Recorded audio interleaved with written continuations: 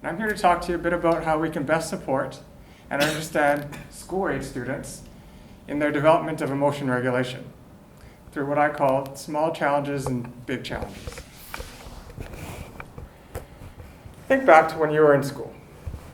Can you remember a time when you went through something really challenging? What were some of the emotions you felt? Why is it that when faced with these challenges, some thrive while others do not? These are the things that I thought about when I was a school teacher, and now in graduate school in school psychology. I wonder how we can harness the best practices from psychology and education to support parents and teachers in creating contexts and activities that can help students thrive. So, let's imagine a student in grade 6 trying to write his essay, but putting his head down in frustration. Thoughts running through his mind. I don't know what to write. I suck at writing. Where do I start? I can't do this. As these thoughts churn through his mind, he starts sweating. His chest is pounding. He runs out of the classroom and he curls up in a ball. At home, his parents ask him how his day went, but he says nothing. Overwhelmed by his emotions, he breaks down in tears. His parents feel a need to shield him from these emotions, but they don't really know what to do. How to get to this point, and what can we do to turn this around? What if, as helping professionals, we could help parents and teachers better understand his struggle? What if we could help the student learn more effective ways to cope? And what if we could help combine parents' expertise in their child and teachers' expertise in teaching and learning? Being in graduate school has given me the time and resources to explore these what-ifs. In my master's research, I conducted an experimental study that showed that despite being frustrated while solving a difficult puzzle, students who persisted viewed challenges as learning opportunities, and they had a growth mindset. My doctoral research will build on this insight.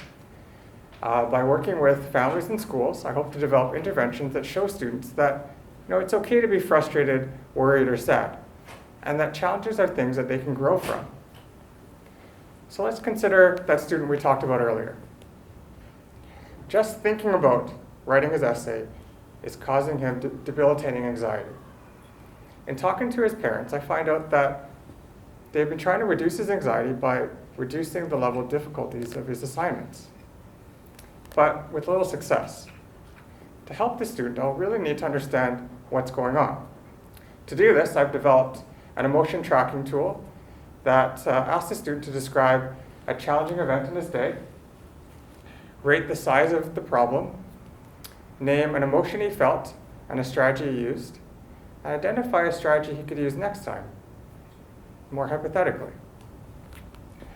Once we understand what's going on, I'll need to help parents better understand his overreactive emotional alarm system and work with them to find small, manageable ways to change the way he reacts to challenges in his school and in life. Rather than reducing challenges, I'll help parents and teachers learn ways to carefully and thoughtfully introduce more challenges. Starting at home, working with parents and the student, we'll develop small challenges where parents can learn to slowly increase the level of difficulty while helping the child recognize and use more effective strategies like positive self-affirmations, deep breathing, or just taking a break. For example, suppose I learned that the student is struggling with just getting ideas to paper because of poor handwriting and a need to be perfect. I could develop a challenge where he has to write maybe his favorite word multiple times, and this is meant to be easy, where he can build some confidence. Then I could ask him to write it as fast as he can within a time limit. And this is meant to be a bit more challenging, where he'll definitely need to use some strategies to stay focused. And finally, I'll ask him to write the word as fast as he can and as perfectly as he can with distractions from his parents talking to each other or talking directly at him. And this is meant to be more challenging, where he'll definitely need to use strategies to regulate his emotions as they come up.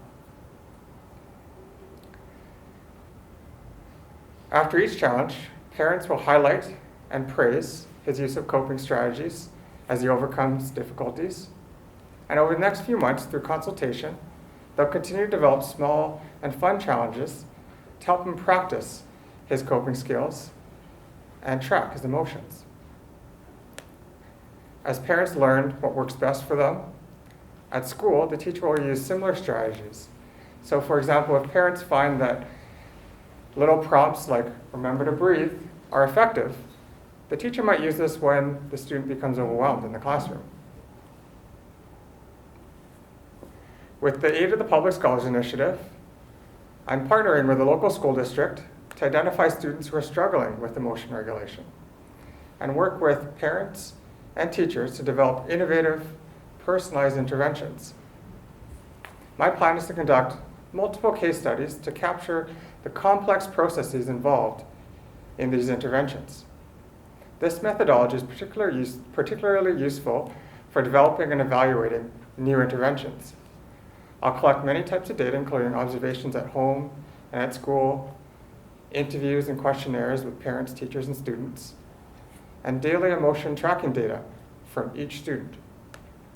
My hope is to redefine challenges as opportunities for growth and help parents, teachers, and students see the benefits of challenges for promoting emotion regulation skills. Because without challenges, there can be no growth.